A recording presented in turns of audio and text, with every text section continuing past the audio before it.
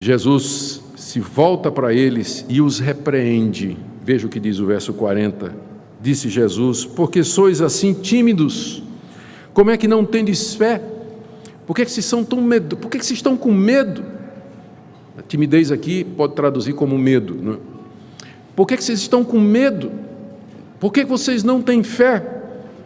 Com que base Jesus repreendeu os discípulos por isso? Porque, num certo sentido, eles tinham fé. Tanto é que eles foram acordar Jesus, não é? Se eles não crescem que Jesus podia fazer alguma coisa, eles não teriam ido a Jesus. Mas então por que Jesus os repreende pela falta de fé? Não é porque eles não foram procurá-lo, mas por conta da ansiedade, do medo, da aflição e do tormento da alma deles diante daquela emergência, diante daquele perigo. Jesus não tinha dito que eles iam para o outro lado?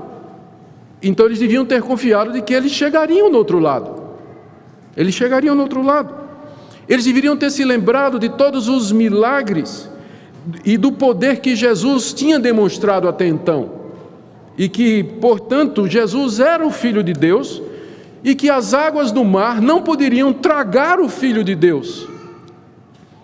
Eles deveriam ter confiado e ficado tranquilos, e não cheios de medo, pavor e receio, porque aqui a essa altura, a angústia dos seus corações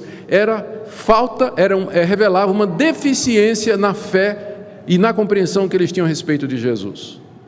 Recentemente eu publiquei nas mídias sociais um texto a respeito de ansiedade, e falando de como a gente deve procurar a paz de Deus que excede todo entendimento através da oração, aquela paz que Jesus prometeu: no mundo tereis aflições, mas tende bom ânimo, eu venci o mundo, deixo-vos a paz, a minha paz vos dou. A Bíblia está cheia de promessas de que Deus nos dá paz e tranquilidade no meio das aflições e das angústias. Uma pessoa, uma não, várias, nos comentários lá disseram assim: que o senhor não sabe o que é isso, e isso aí só resolve com remédio, só remédio para resolver isso aí. E eu respondi dizendo: eu não estou dizendo que há situações em que a ansiedade, a angústia, o pavor é resultado de alguma deficiência química, hormonal, algum distúrbio que é classificado aí no manual de psiquiatria e de psicologia como tendo várias causas ou nomes e efeitos e assim por diante. Eu não nego que estas coisas possam ajudar. O que eu estou combatendo é o fato de que a crença generalizada de que a única maneira de você combater a ansiedade, o medo e o pânico e a preocupação é indo para o psiquiatra, é tomando remédio. Quando claramente você percebe no relato bíblico de que muitas vezes a ansiedade é falta de fé, o pavor é falta de confiança em Deus. Eu não estou dizendo que toda vez é isso, mas eu estou dizendo que talvez mais do que a gente imagina, os crentes ficam apavorados, ansiosos e angustiados pela dificuldade de confiar em Deus, que é o caso aqui dos discípulos. Rivotril não substitui fé, não. Não substitui. Há casos em que o problema é uma deficiência mesmo do crente. Ele não compreende quem é Deus, ele não consegue confiar nas promessas de Deus e descansar. E também uma falsa compreensão do que é paz. Porque paz nem sempre significa um sentimento gostoso e tranquilo diante de nós. Você pode estar com seu coração galopando, uma tempestade no seu coração, e ainda assim a sua intenção e o seu propósito está firme em Deus, e você está confiando nele. Ainda que dentro de você haja um temporal de vento, mas você está firme. Essa é a paz bíblica, não significa um sentimento de bem-estar o tempo todo, porque isso depende de uma série de outras coisas. A paz de Cristo, o nome já está dizendo, é uma paz que se centra nele e que confia nele e descansa nele. Por isso que Jesus repreendeu os discípulos dizendo: por que vocês são medrosos e por que vocês não têm fé? Eles tinham, mas era uma fé deficiente. Mas era uma fé que ainda não havia compreendido quem era Jesus. E o resultado é que, em seguida, diz aí Marcos no verso 41, eles se encheram de grande temor. Lucas diz, e de admiração, né? Ficaram espantados, né, quando viram o milagre que Jesus fez e perguntavam entre si: quem é esse? Quem é esse? Como judeus, eles sabiam que somente Deus mandava no mar. Foi Deus que abriu o Mar Vermelho. Foi Deus que mandou uma tempestade contra Jonas e depois acalmou quando Jonas foi lançado no ventre do peixe. O Salmo 89, verso 9 diz assim: Tu dominas, ó Deus, a fúria do mar.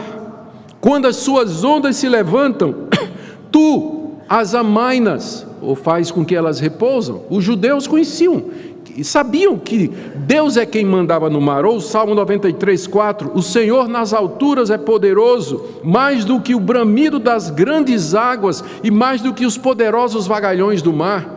O judeu sabia que uma das qualidades de Deus, um dos atributos de Deus, é que ele dominava o mar. E agora eles veem aquele que estava dormindo fazia 2 minutos ali, se levantar e com uma palavra acalmar uma tempestade no mar da Galileia. Quem é esse homem que faz coisas que só Deus faz? Quem é esse homem?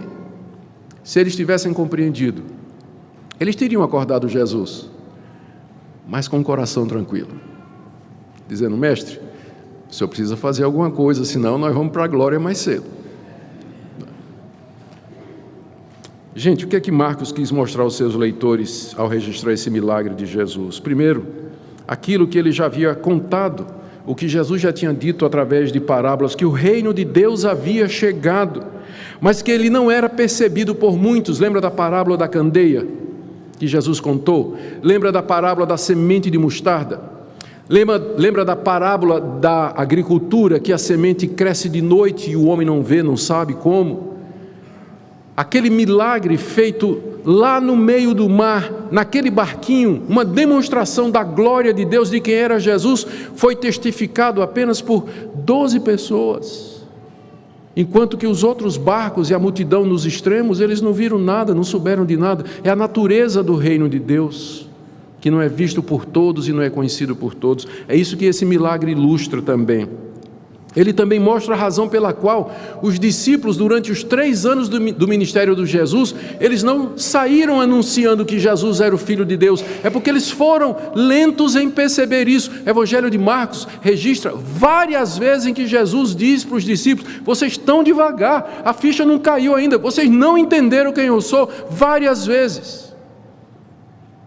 Eles demoraram em entender quem era Jesus. Eles só entenderam depois da ressurreição, quando Cristo apareceu e abriu o entendimento deles, para eles perceberem o que dele estava escrito na antiga aliança.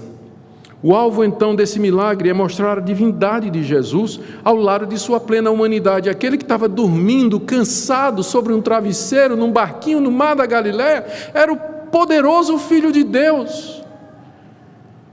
A humanidade e a divindade de Jesus colocados lado a lado ali. Por que isso é importante para os leitores de Marcos? Porque eles vão saber por que Jesus morreu. Jesus morreu porque era um homem que cansava, que dormia, que tinha fome.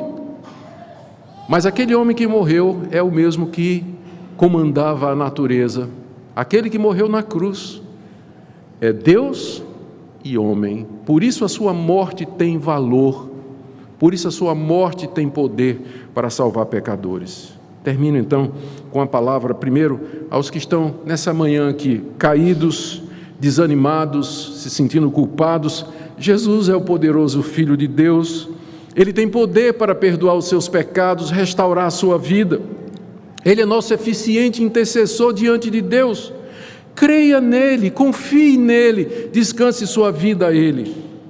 Talvez você esteja aflito, angustiado, atormentado por problemas, contrariedades dessa vida.